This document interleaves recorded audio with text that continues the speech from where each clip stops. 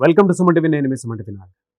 ప్రతి ఒక్కరికి అంటే ఏదైనా నోటిఫికేషన్ ఉంది అని అంటే గవర్నమెంట్ జాబ్ ప్రిపేర్ అవ్వాలి అనుకునేటువంటి ఇన్స్టెంట్గా కనిపించేటువంటి నోటిఫికేషన్ ఏదైనా ఉంది అని అంటే బ్యాంక్స్, అది ఐబీపీఎస్ అయినా సరే, ఆర్ఆర్బీ అయినా సరే. అయితే రూరల్ బ్యాంక్స్కి కూడా దానికి తగ్గట్టే వాల్యూ క్రియేషన్ అనేది గత 5 సంవత్సరాల నుంచి జరుగుతూ ఉంది. ఇప్పుడు ప్రిలిమ్స్, మెయిన్స్ ప్రిపేర్ అయ్యేటువంటి వాళ్ళు ఎవరైతే ఉన్నారో స్టూడెంట్స్, ఈ వీడియోని మొత్తం పూర్తిగా చూడండి. ఎందుకు అనంటే చిన్న చిన్న మిస్టేక్స్ మనం తెలియకుండానే చేస్తూ ఉంటాము. సరైన గైడెన్స్లో కనుక ఒక స్టూడెంట్ వెళ్ళగలిగితే ఖచ్చితంగా ఇన్ టైంలో జాబ్ క్రాక్ చేసి బయటికి రావచ్చు. ఆ గైడెన్స్ అనేది ఏ విధంగా ఉండాలి, ఏం అంటే ఆ గైడెన్స్లోనే ఏం తెలుసుకోవాలి, ఎలా ప్రిపేర్ అవ్వాలనేది ఈరోజు మనతో పాటు శ్రీధర్ సిసి నుంచి శ్రీధర్ గారు ఉన్నారు. వారి మాట్లాడి తెలుసుకుందాం. Hello sir. Hello sir, RRBs అంటే పిల్లలకి ప్రతి ఒక్కరికి ఏదైనా గవర్నమెంట్ జాబ్ క్రాక్ చేయాలి అనుకున్నటువంటి వాళ్ళకి ఇన్స్టెంట్ ఎనర్జీ లాంటిది ఏదైనా ఉందంటే బ్యాంక్స్, అందులోనూ ఆర్ఆర్బీస్ చాలామంది ఎక్స్పెక్ట్ చేస్తూ ఉన్నారు. ఈ ప్రిలిమ్స్, మెయిన్స్ ఎలా ప్రిపేర్ అయితే ఖచ్చితంగా జాబ్ క్రాక్ చేస్తారంటారు? రైట్ అండి. యాక్చువల్గా ఆర్ఆర్బీ ఉద్యోగంలో ఉన్న బ్యూటీ చెప్తాను. ఐబీపీఎస్ క్లర్క్ వచ్చింది అనుకోండి, మనకి IBPS clerk, RRB clerk. RRB clerk చక్కగా వీలున్నంత వరకు చిన్న చిన్న ఊళ్ళల్లో, పచ్చటి పల్లెటూరులో ఆల్మోస్ట్ అదే శాలరీతో లైఫ్ స్పాన్ పెంచుకుంటూ బతకొచ్చు. నెక్స్ట్ ఐబీపీఎస్ పిఓ అనుకోండి, ఇండియాలో ఎక్కడైనా పోస్టింగ్ ఇవ్వచ్చు మీకు ఉద్యోగం వచ్చాక. బట్ ఆర్ఆర్బీ పిఓలో బ్యూటీ ఏంటంటే హోమ్ స్టేట్. మనం ఏ స్టేట్ అయితే అప్లై చేసామో ఆ స్టేట్లోనే ఉద్యోగం. More or less same salary. అంటే శాలరీ క్రైటీరియానే కానీ జీవితానికి అది ఒక్కటే పరమార్థం కాదండి. డబ్బు ఒకటే పరమార్థం కాదు. మనిషి అన్నాక సాయంత్రానికి అమ్మనో నాన్నో చూడాలనిపిస్తే వెళ్ళటానికి ఇట్లాంటి అడ్వాంటేజెస్ ఉంటాయి. Next coming to the point, examination పాయింట్కి వద్దాము. ఇంకొక 20-30 డేస్లో ఆర్ఆర్బీ క్లర్క్, పిఓ ప్రిలిమ్స్ ఉన్నాయి. దీంట్లో ఉన్న మేజర్ ఇదేంటంటే పిల్లోళ్ళు గోల్ లేకుండా, ఎయిమ్ లేకుండా ప్రిపేర్ అవుతూ ఉంటారు. అంటే ఏంటంటే అసలు వాడికి ఎన్ని మార్కులకు వస్తే సెలెక్ట్ అవుతారు అది ముందుగా తెలుసుకోవాలి. ఎక్కడ తెలుస్తాయి? అన్ని చోట్ల వెబ్సైట్లన్నింటిలోనూ కొడితే దొరుకుతాయండి, కట్ ఆఫ్ మార్క్స్ అని కొడితే. ఈ కట్ ఆఫ్ మార్కులు ఎలా చూసుకోవాలి? ఫర్ ఎగ్జాంపుల్, ఒక స్టూడెంట్ ఏపీకి అప్లై చేశాడు. కేటగిరీ ఏంటి? ఓసీ అనుకోండి, జనరల్ కేటగిరీ అనుకోండి. ఏపీ జనరల్ కేటగిరీ గడిచిన 5 సంవత్సరాలుగా కట్ ఆఫ్ మార్కులు ఎట్లా ఉన్నాయి చూసుకుంటే ఆల్మోస్ట్ 1, 2, 3 మార్కులు తేడాతో సేమ్ ఉంటాయండి. 50, 54, 55 ఆ రేంజ్లో ఉంటాయి. అదే ఓబీసీ కేటగిరీ తీసుకున్నాం అనుకోండి, 1 మార్క్ తక్కువ ఉంటుంది. ఎస్సీ, ఎస్టీ అట్లా తీసుకుంటే 1, 2, 3 మార్కులు డిఫరెన్స్తో ఉంటాయి. కొన్ని సందర్భాల్లో అయితే సమానంగానే ఉంటాయి. ముందు ప్రతిరోజు ఆ మార్కులు మనకు కనబడేటట్టు ఏదో ఒక పుస్తకంలో మనం ఆ మార్కులు రాసుకొని ప్రతిరోజు మాక్ టెస్ట్, ఏదో ఒక సోర్స్లో మాక్ టెస్ట్ ప్రతిరోజు రాయాలండి. ఎందుకనంటే మెయిన్స్ ఎగ్జామ్ వచ్చేటప్పటికి నాలెడ్జ్ టెస్ట్, ప్రిలిమినరీ ఎగ్జామ్ వచ్చేటప్పటికి స్పీడ్ టెస్ట్ అండి. అంటే అర్థమెటిక్ తీసుకున్నాం అనుకోండి, 40 క్వశ్చన్స్ ఉంటాయి క్లర్క్లో కానీ పిఓలో కానీ. 20 minutes టైం అండి. అంటే హార్డ్లీ 30 seconds. అసలు మనం సెకండ్ల గురించి మామూలు ప్రపంచంలో మాట్లాడుకోవటమే మానేసాం. ఇంకా కరెక్ట్గా చెప్పాలంటే వాచ్ పెట్టుకునే వాళ్ళు ఉంటే సెకండ్ల ముళ్ళు కూడా తీశారండి. బట్ ఇక్కడ ప్రతి సెకండ్ వాల్యుబుల్ అండి. ప్రతిరోజు ఎగ్జామ్ రాయాలి. అది కూడా రియల్ టైమ్ ఎన్విరాన్మెంట్లోనే రాయాలి. Real time environment in the sense, యూజువల్గా పిల్లలు మొబైల్లో రాస్తూ ఉంటారండి.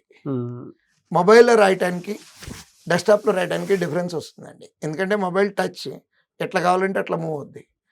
ఇది అంత కంఫర్టబుల్గా ఉండదు. ఫైనల్ ఎగ్జామ్ రాసేది దాంట్లో డెస్క్టాప్లో కాబట్టి డెస్క్టాప్లోనే ప్రాక్టీస్ చేయాలి. ఏమంటారంటే ఆ రోజు రాస్తాం నేను అంటారు. కుదరదండి, అట్లా కుదరదండి. ప్రాక్టీస్.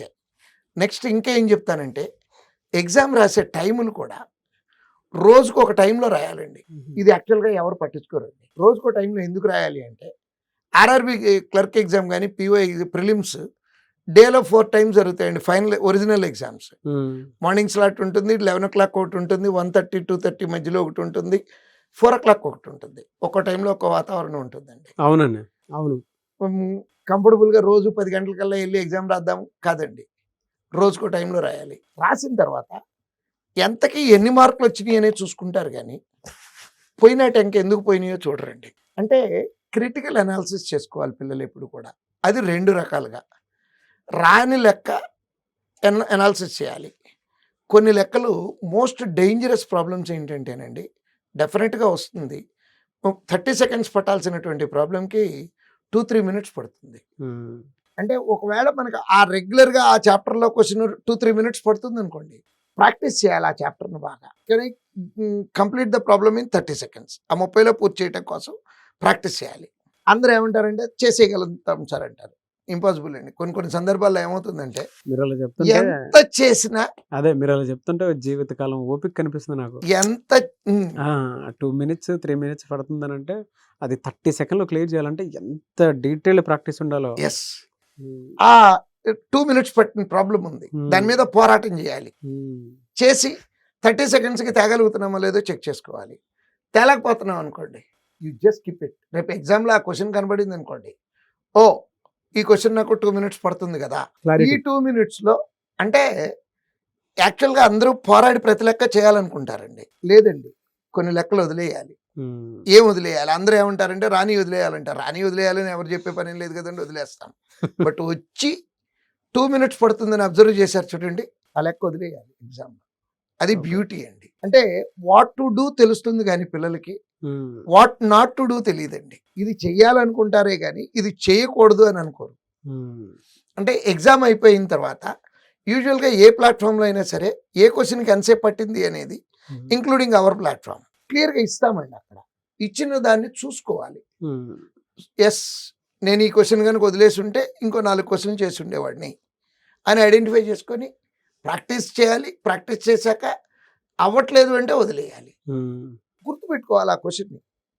ఎస్, ఈ పర్టికులర్ చాప్టర్లో ఈ పర్టికులర్ మోడల్ నాకు టైం పడుతుంది, వదిలేయాలి. నెక్స్ట్ ఇంకోటి ఏంటంటే అందరూ చేసే తప్పు ఏంటంటే పెట్టుకుంటా వెళ్ళిపోతూ ఉంటారండి. No, accuracy matters. For example 40 క్వశ్చన్స్కి ఒకడు 40 క్వశ్చన్స్ ఆన్సర్ చేశాడండి, 13 కరెక్ట్ అయినాయి.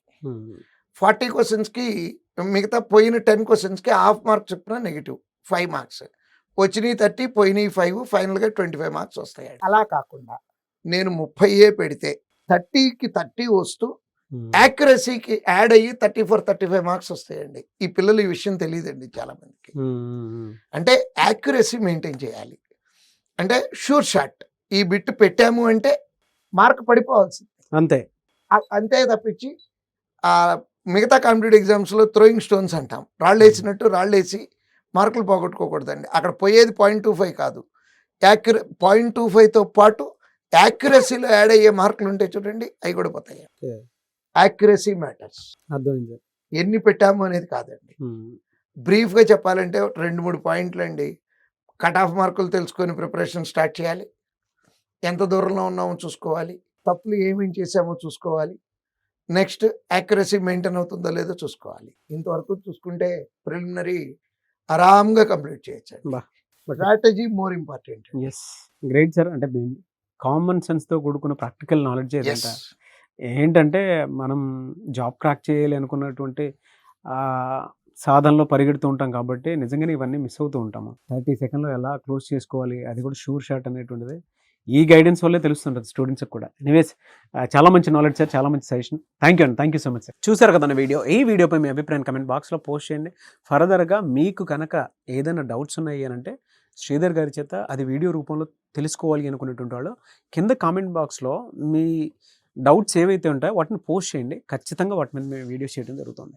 ఈ వీడియో లైక్ చేయండి, షేర్ మాత్రం తప్పకుండా చేయండి. ఇలాంటి మరిన్ని వీడియోస్ కోసం మా ఛానల్ ఫాలో అవ్వండి. Thank you. అండ్ దాంతోపాటు గవర్నమెంట్ జాబ్ కనుక మీకు కల అయితే ఖచ్చితంగా శ్రీధర్ CCలో జాయిన్ అవ్వండి.